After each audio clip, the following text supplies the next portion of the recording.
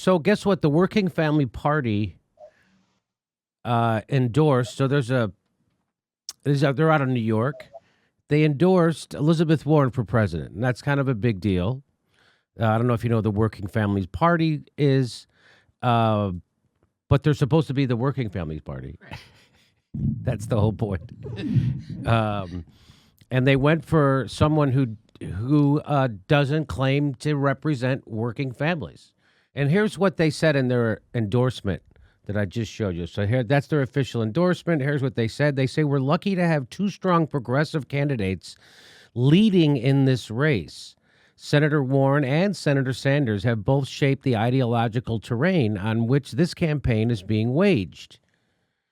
They have proven an effective team on debate stages and in the polls, and we hope that partnership continues. We're proud to call both of them allies in the fight for more justice, for a more just America. But they endorsed Elizabeth Warren.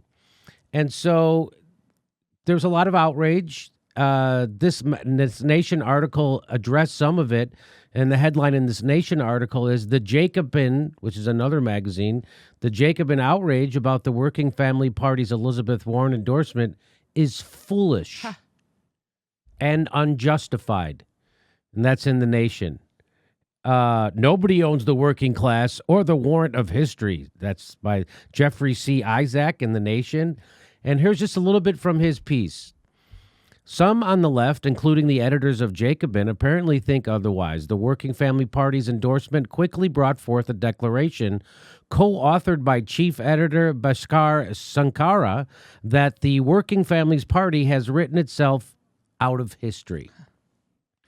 Accompanying it was another piece by Matt Bruenig claiming that Bernie Sanders probably won the Working Family Party's membership vote. Together, these pieces convey a message, and it is not simply we strongly believe that Sanders is a better candidate and wish that the Working Family Parties had endorsed him. Rather, they suggest that the Working Party family has committed an outrage in its decision a sham. Through this decision, the Working Family Party has acted against history, rendering itself irrelevant and beneath contempt.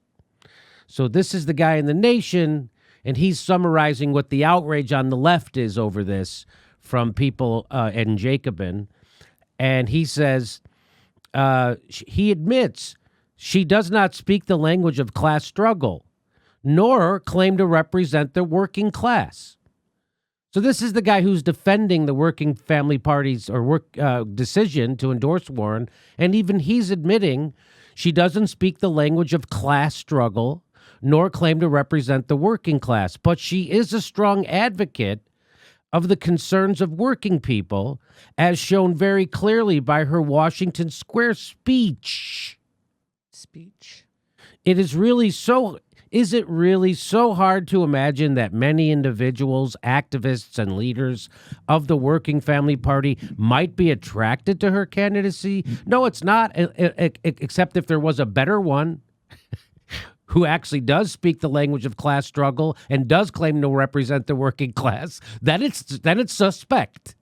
Then it doesn't make much sense. Something further also needs to be said about the Working Family Party endorsement. Matt Bruenig raises questions about the Working Family Party voting process. He reasons that Sanders probably won the Working Family Party's member vote. So what Matt Bruenig is saying is that just like with the teachers union in 2016, the teachers themselves were for Bernie Sanders, but Randy Weingarten just went and issued a executive decision that they were going to back Hillary Clinton. And I interviewed lots of teachers who were upset with that. They didn't ask us.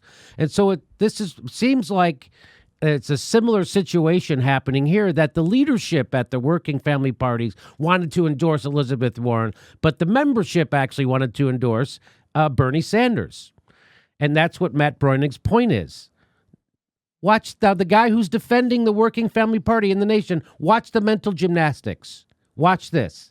So Matt Bruenig, he reasons that Sanders probably won the member vote. He may be right. What? He may be right. As his own graph shows, there are a range of possible combinations of member and leader votes that could have produced the Warren result. I don't know why the Working Family Party hasn't released the actual members on the member balloting, but I don't care very much either. He wrote that. I don't care about transparency. I'm not making that up. He doesn't mind people doing elections in secret. The Working Family Party is a small. This is why he doesn't mind. The Working Family Party is a small party that has never claimed to be a large mass membership organization. Okay, none of this matters. It has always been clear that the Working Family Party's decision process involved deliberation, ranked voting, and a weighted voting scheme that afforded half of the voting power to the party's national leadership. They've got super delegates. So this guy's defending super delegates inside the Working Family Party, some of whom represent unions. Yeah, that's still not okay. Burning implies that something nefarious is afoot. But even if Warren's victory was sealed by support from activist leaders and affiliated organizations, is that really a bad thing? What the fuck? Yes! Yes, that's a bad thing, you fucking mental gymnastic knucklehead. Wow! Jesus, the Republicans don't do this. Just so you know, the Republicans don't do this. The Democrats do this. This is what they accuse people like Putin of doing. That's what the Democrats do to themselves. They have strong men come in and decide the outcome of an endorsement election. And here it is. The Working Family Party is proud to announce our endorsement of Warren for president. And here's what Nick Brana. Now, you know Nick Brana used to be the national political outreach director for the Bernie Sanders campaign in 2016. And now he's doing the Movement for a People's Party. And he tweeted this out. I thought this was very interesting. He says, the Working Family Party calls for the elimination of DNC superdelegates, but they used a voting process with 50% superdelegates to endorse Warren over Sanders instead of letting the families actually decide. It's very disappointing. And he gives you a list of their bad endorsements from the past.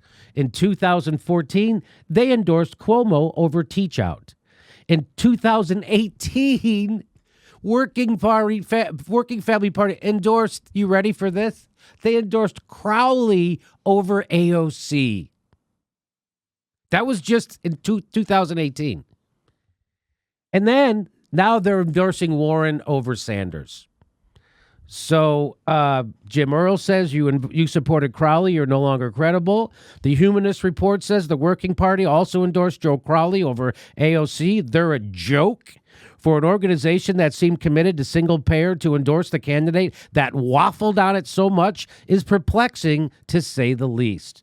Here's one more. Congrats to, this is Sema for U.S. Senate, says, congrats to Warren.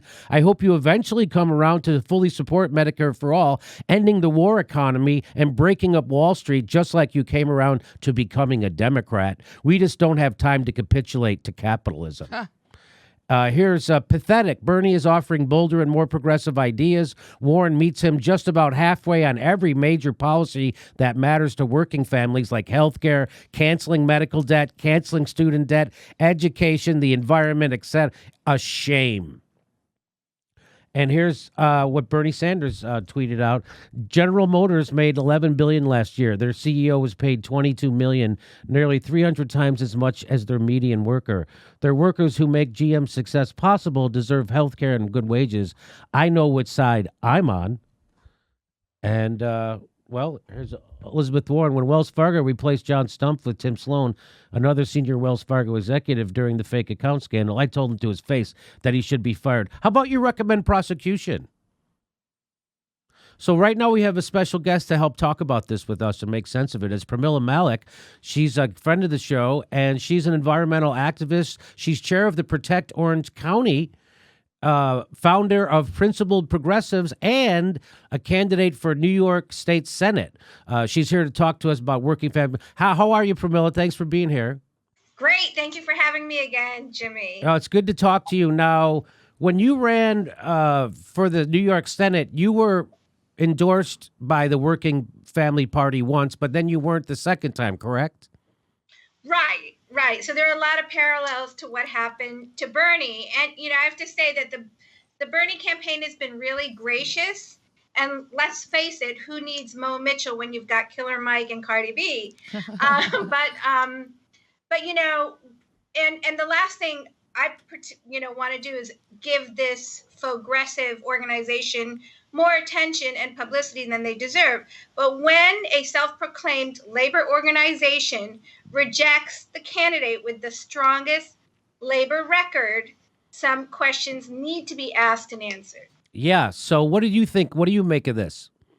Well, I mean, they've long been a tool of the Democratic establishment in New York State. I personally believe that Cuomo has a lot of influence over the Working Families Party if he doesn't completely control the Working Families Party. They endorsed him in 2010, as you said, 2014, against Zephyr Teachout, who was by far more progressive than the governor. I mean, we live in Cuomo Kingdom, and everyone is afraid of him. And I think that what happened in my race really emanates out of their relationship with Governor Cuomo. And they endorsed me like they endorsed Bernie in 2016. But in 2016, nobody was expecting me. Nobody knew me. I ran against a Republican incumbent who had been there for 20 years. This was a seat largely abdicated by the Democratic Party. In 20 years, they had run 3 candidates who were not really viable candidates in those 20 years. So, and they weren't really even expecting me to get on the ballot because the Republicans launched a lawsuit to try to get me off the ballot. So they endorsed me, but they did nothing to really help me. They didn't lift a finger or a pinky even to help me. And I think the Democratic Party and Working Families Party were kind of counting on that lawsuit to knock me out. And it didn't.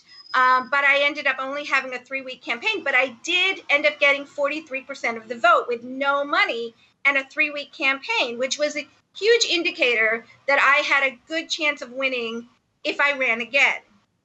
And, I'm not a politician. I'm a mom. I ran because of a failure of government that was poisoning my children. And in order to affect policy change, that's why I ran.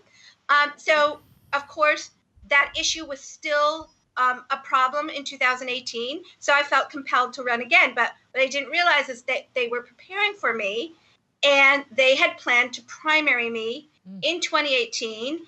And everything they're doing now to Bernie, they did to me. I was a union organizer. I had been a union organizer. I had a really strong record on labor, much more so than my opponent. So it, begs the same question. How do they make their decisions?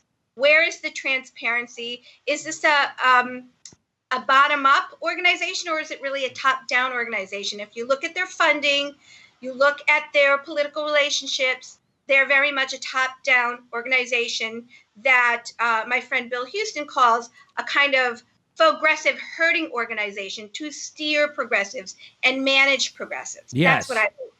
Yes, this is what they call controlled opposition. Yes. Right. Yeah, and so Andrew Cuomo controls the Working Family Party. They don't really endorse progressive if they have a chance. So, or even if they don't, they didn't endorse against the Cuomo. So, so you're saying they did the exact same thing to you. As soon as they saw that a real progressive who could actually be a thorn in the side of corporatists like Andrew Cuomo, as soon as they saw that you had a chance, they wanted to shut you up. And so the Working Family Party actually ran someone who's to the right of you against you. Yes, she was also, on paper, a progressive. And in fact, just like Elizabeth Warren, she parroted my entire platform, all of my messages, which really, I think, borders on plagiarism. But yeah, she was definitely to the right of me, especially on this one particular issue.